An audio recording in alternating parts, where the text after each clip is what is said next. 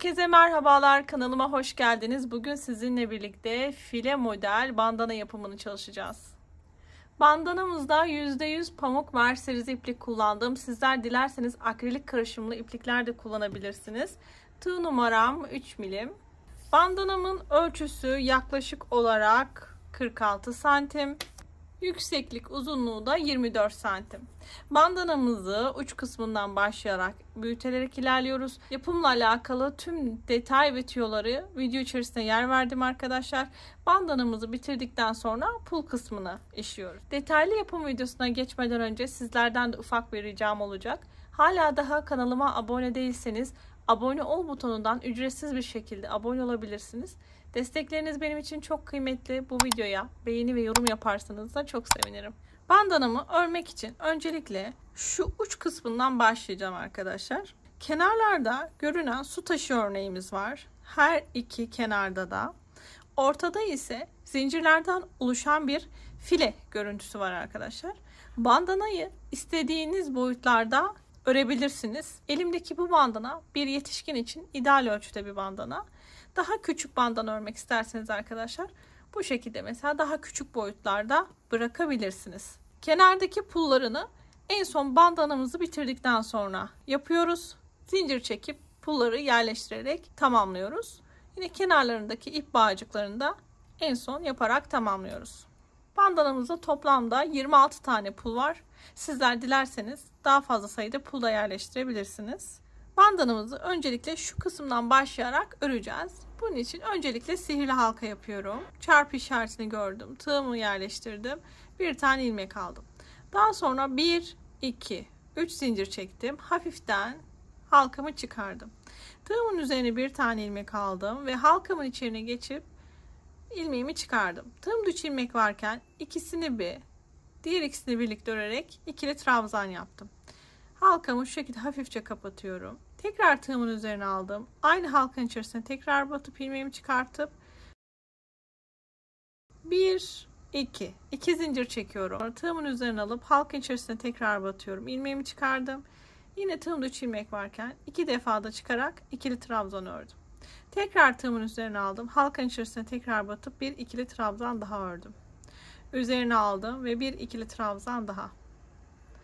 Bakın 3 tane ikili trabzan yaptım. Tekrar 1, 2 zincir. Tığımın üzerine bir tane ilmek aldım. Halkanın içerisine yine batıp bir tane ikili trabzan yapıyorum. Yani 2 defa da çıkıyorum. Üzerine aldım. Tekrar aynı halkanın içine tekrar batıp yine 2 defa da çıkarak ikili trabzan yapıyorum. Üzerine aldım. Aynı halkanın içerisine bir tane daha ikili trabzan yapıyorum. 3 tane ikili trabzan yaptım yine. Bakalım ne yaptık arkadaşlar. 3 zincirle başladım. Buradaki başlangıçtaki zincirde ikili trabzandan sayıyoruz. Dolayısıyla 3 ikili trabzan. Arada 2 zincir, 3 ikili trabzan yine. Arada 2 zincir ve yine 3 tane ikili trabzan. Halkamı şöyle sıkıca kapatıyorum. Ve bakın şöyle bu noktadaki ilk sıramı yapmış oldum. Devam ediyorum. 1, 2, 3 zincir çekiyorum. Örgümü çevirdim. Tığımın üzerine bir tane aldım. Ve hemen ilk gelen bakın buradaki 2 zincirlik boşluğa batıp yine buraya bir tane ikili trabzan yapıyorum. Üzerine aldım. Tekrar aynı boşluğa batıp bir ikili trabzan daha. 2. Üzerine aldım. Aynı boşluğa bir ikili trabzan daha. 3. 3 ikili trabzan yap. 3 tane ikili trabzanımı yaptıktan sonra 2 zincir çekiyorum ve üzerine tekrar alıyorum. Aynı boşluğa tekrar üçlü grup çalışacağım arkadaşlar. 3 tane ikili trabzan yapacağım. Bakın üzerine aldım. Boşluğa battım ve bir ikili trabzan. Üzerine aldım. Aynı boşluğa tekrar batıp bir ikili trabzan daha. 2. Üzerine aldım. Tekrar boşluğa batıp bir ikili trabzan yaptım. Ve bakın 1, 2 tane üçlü grubumu oluşturmuş oldum. Arada şimdi buraya dikkat arkadaşlar. 1, 2, 3, 4, 5 zincir çekiyorum.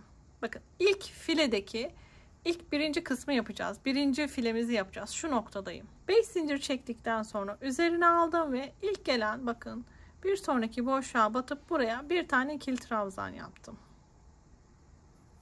Üzerine aldım. Aynı boşluğa bir ikili trabzan daha. 2. Üzerine aldım. Aynı boşluğa bir ikili trabzan daha. 3.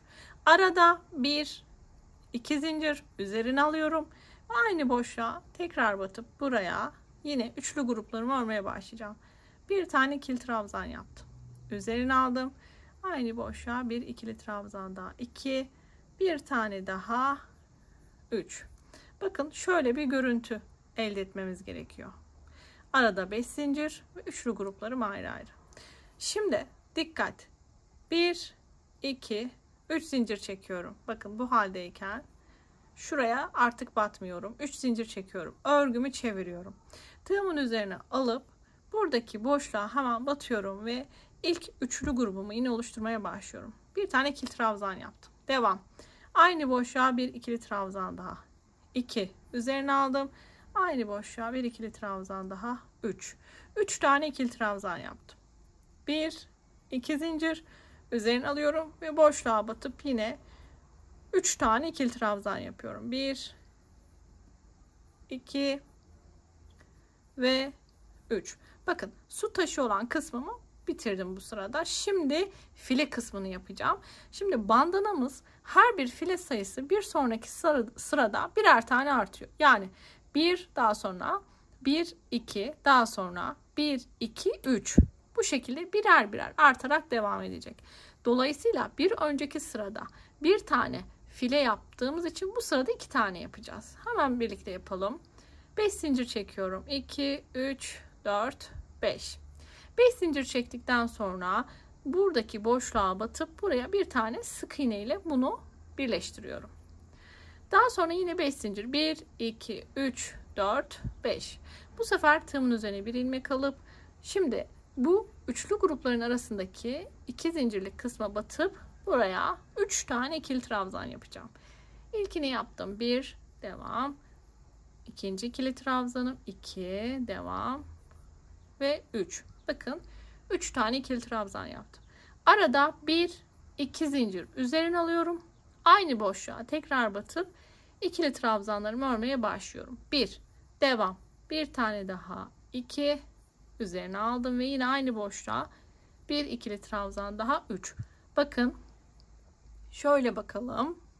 2 tane fileyi tamamladım. Şimdi bir üst sıraya geçiyorum arkadaşlar. Buraya batmıyoruz. Dikkat. Bakın şöyle göstereyim. Başlangıçta artık buraya batmıyoruz. Devam ediyorum. 3 zincir. 1, 2, 3. Örgümü çeviriyorum. Üzerine aldım ve ilk gelen bakın üçlü grupların arasındaki 2 zincire batarak ikili trabzanımı örmeye başlıyorum. 1 ikili trabzan. Devam. Aynı boşluğa bir ikili trabzan daha 2, bir tane daha 3. 3 tane ikili trabzan yaptım. Arada 1, 2 zincir üzerine aldım. Aynı boşluğa yine 3 tane ikili trabzan çalışacağım. 1, 2 ve 3.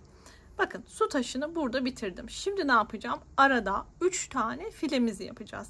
Bir önceki sırada 2 taneydi. Şimdi 1, 2, 3 tane olması gerekiyor. Dolayısıyla hemen 5 tane zincir çekerek başlıyorum. 1, 2, 3, 4, 5. 5 zincir. Hemen buradaki boşluğa batıp bir sık iğne ile birleştiriyorum. Sık iğne ile birleştirdikten sonra tekrar 1, 2, 3, 4, 5 zincir ve bir sonraki boşluğa batıp buraya da sık iğne ile birleştiriyorum.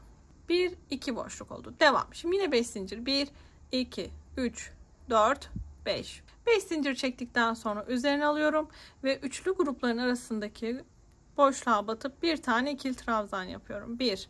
Üzerine aldım. Aynı boşluğa bir tane daha 2 ve bir tane daha 3. 3 tane ikili trabzan yaptım.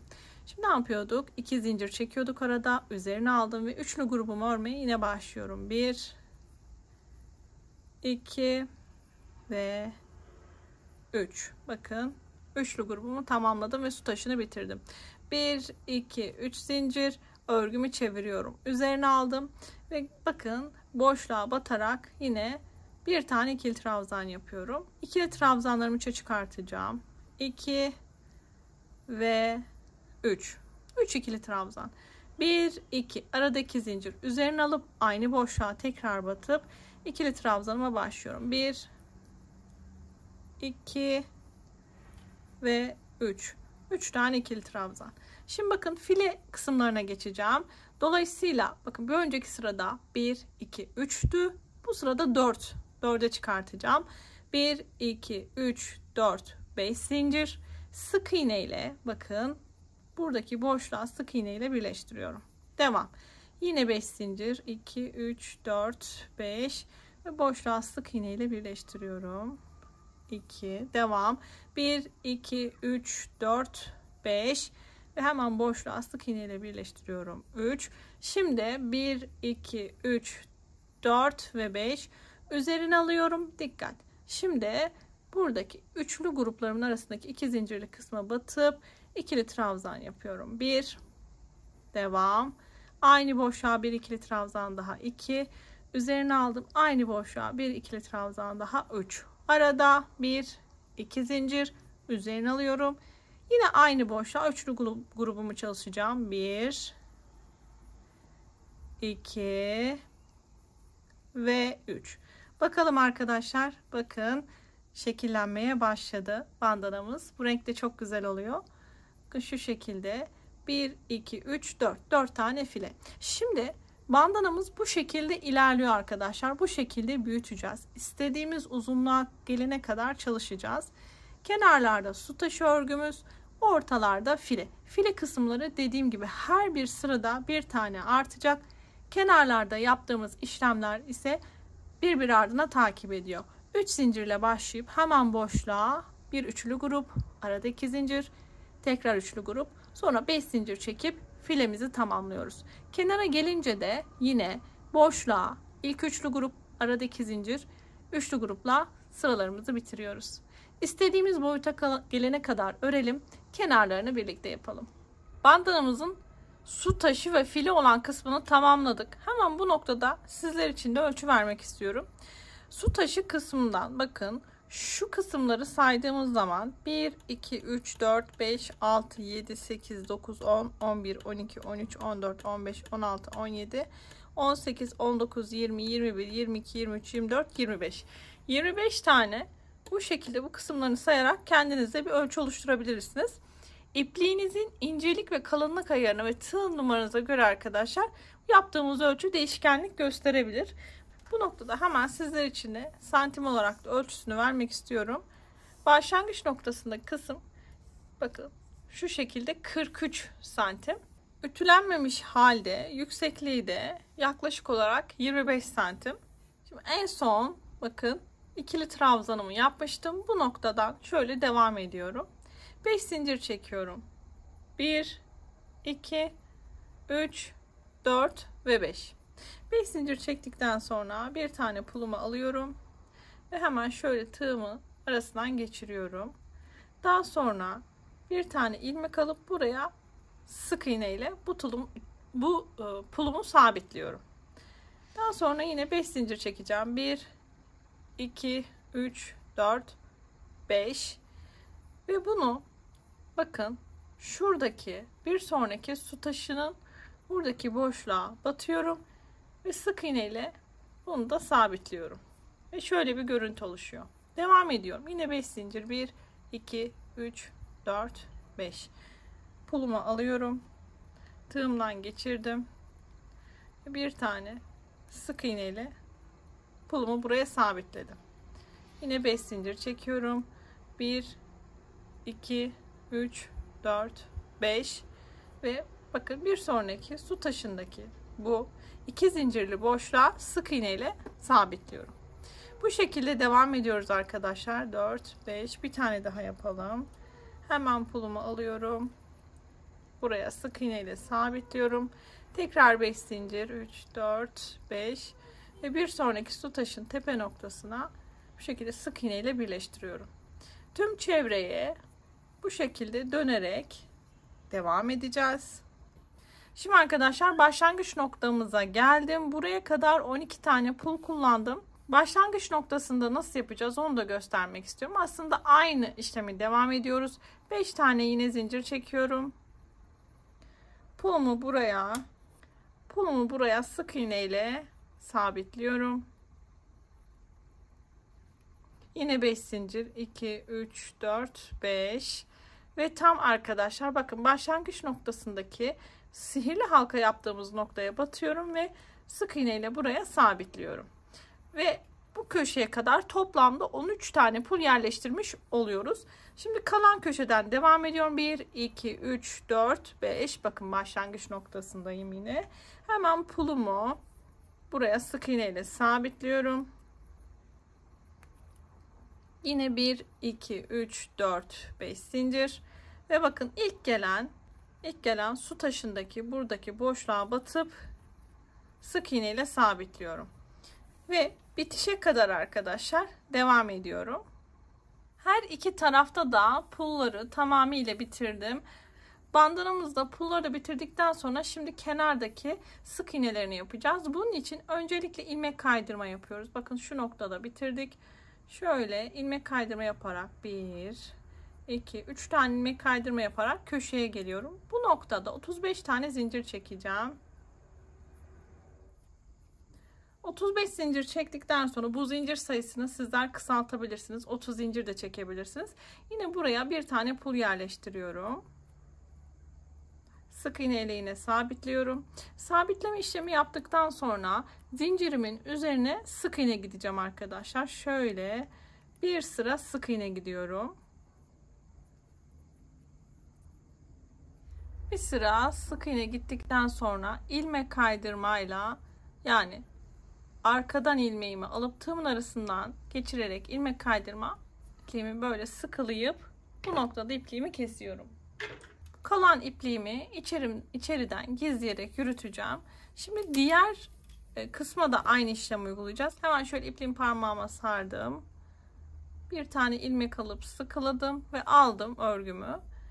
Nereden başlayacağım? Bakın tam köşe noktasından arkadaşlar. Bu iki zincirlik köşe noktadan başlıyorum.